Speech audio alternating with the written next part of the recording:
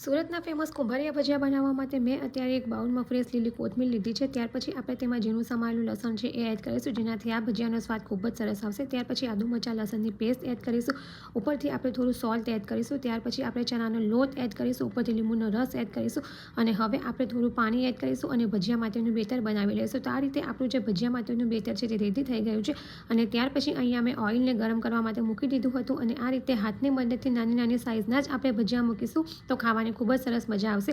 અને હવે આપણે આ જે ભજીયા છે એને ગોલ્ડન બ્રાઉન રંગના થાય ત્યાં સુધી ફ્રાય કરીશું। તો આપણા જે ભજીયા છે તે એકદમ સરસ ક્રિસ્પી એવા બનીને રેડી થઈ ગયા છે। તો હવે આપણે એને સર્વિંગ પ્લેટમાં સર્વ કરીશું। આ જે ભજીયા છે એને ઓનિયન સાથે ખાવામાં આવે છે, તમે એને ગ્રીન ચટણી કે ટોમેટો કેચઅપ સાથે પણ ખાઈ શકો છો।